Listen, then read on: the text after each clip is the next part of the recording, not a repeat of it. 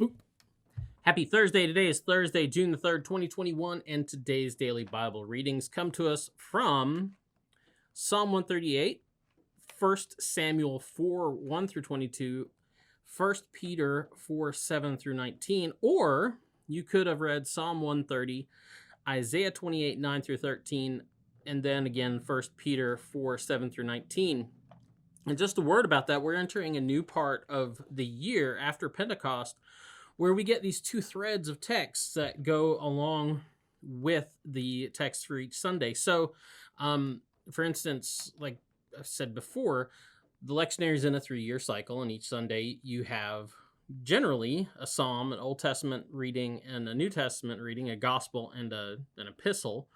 And then every year, A, B, and C tends to focus on one of the synoptic gospels, so Matthew, Mark, and Luke. And then John is kind of spread out. The fourth gospel is spread out throughout that cycle. Shows up a lot on holy days, things like that, special times of the year. But after Pentecost, we have these two threads, a semi-continuous reading and then a complementary reading. Complementary kind of complements what the Sunday was. So this Thursday text is getting you ready for what we call Proper 5, which is the Sunday after Trinity Sunday. It's just how it works out this year. So these texts, the complementary texts, are getting you ready for what's going to be in the text this Sunday. And then the semi-continuous one just kind of follows a whole storyline, right? Especially from the Old Testament. And then like the gospel, the New Testament lesson is just the same for each work. So, which is kind of cool, because if you do daily Bible readings every day and you read those semi-continuous ones, you get like large stories, right? So you can kind of follow along here the story of Samuel over the next couple of days, the story that's happening in 1 Samuel. That was a long explanation, but having said that, let's get into what we're going to talk about today. I'm actually going to pick from the semi-continuous storyline and look at 1 Samuel 4, 1 through 22, and talk about when God fights for Israel until he doesn't, right? So this story is the story that you get over and over again in the Old Testament about Israel fighting their arch nemesis, the Philistines. Those barbaric kind of people who are always attacking them. It's they were the baddies, in case you didn't know, of Judges, and they're still the baddies here. But Israel in the story marches out to war against them. The Philistines have prepared and are coming to attack Israel. So Israel goes out, marches against them. And everything goes sideways. Does not go well for Israel. They are soundly defeated, and they limp back to their camp. And they sit around the camp and they're like, well, that was odd.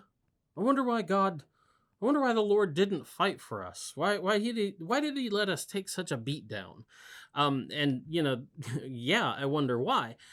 The interesting thing is, instead of trying to answer that question, that's a legit question. That's a good question. They should have stopped right there and said, okay, what is wrong that God didn't fight for us? God usually comes to our aid. God usually fights for us, except when he doesn't. And when he doesn't, he usually has a pretty good reason.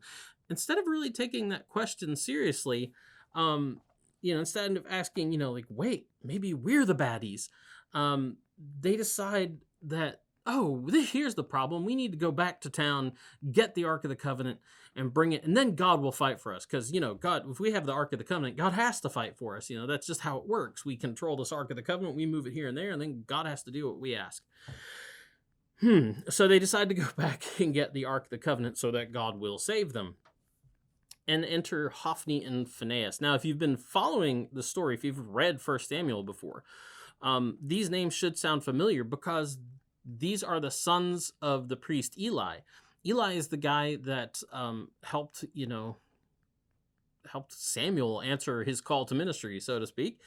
And but the sad thing was, like, when Eli said, okay, if you hear this voice again calling you in the night, then, you say, here I am. What do you need your servant to do? And it's because it's God, and he'll tell you what he wants you to do. And so Samuel, like a good kid, goes back and does that. Long story short, message that God gave Samuel for Eli wasn't so great. Basically, it was like, your sons are horrible, horrible people, and they are disobedient to me, and they disrespect, because they were priests, right? They were supposed to be, like we've talked about before, they were supposed to stand in on behalf of God, like, and on behalf of the people. They were like in between God and the people.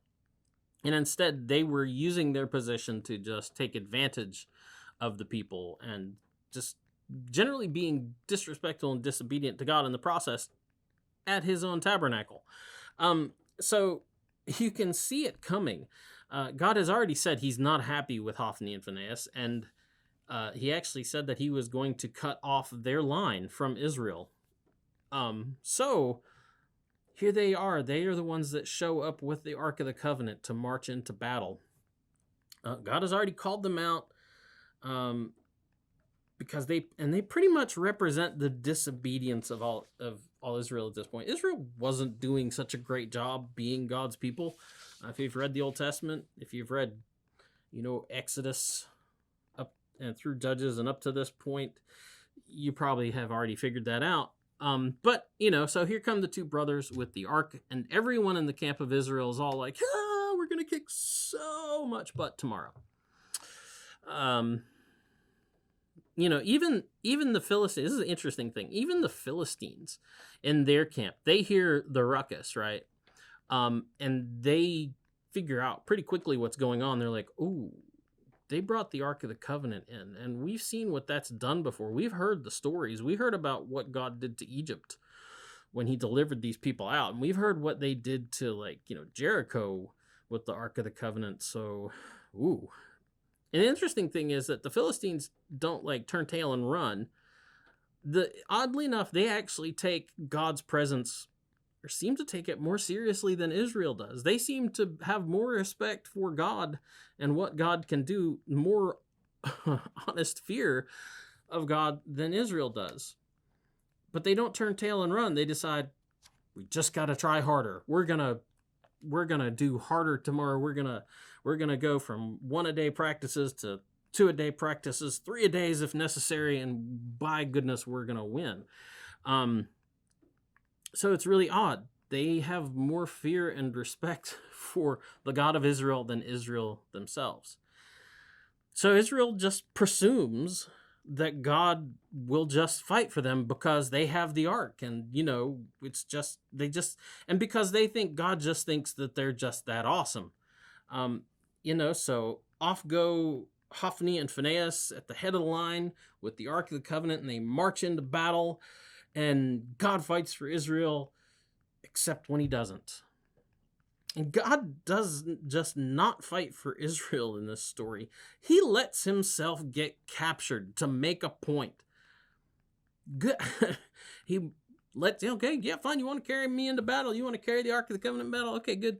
And then he just sits there and lets the Philistines run the day. They control the field. They control the day. And in the process, Hophni and Phinehas get the justice that God had already proclaimed to them when Samuel was just a child.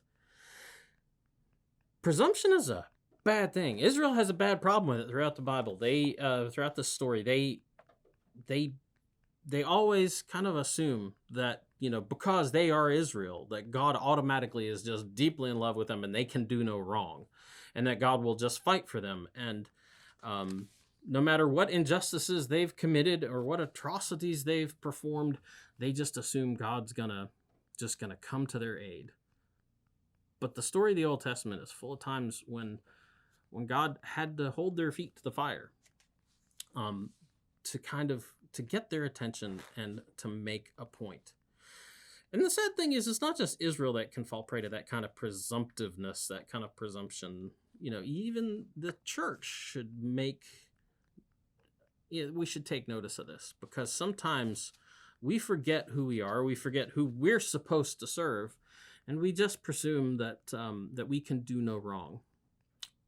But that's probably not the case. Anyway, that's the DBR for today. I would tell you to get out and have a nice day, but there's a flood watch here in Chattanooga right now, so take it easy. Stay home. Good time to read your Bible indoors. Anyway, that's the DBR for today. Huggins will be here tomorrow with another great DBR for you. Have a good day. Boop.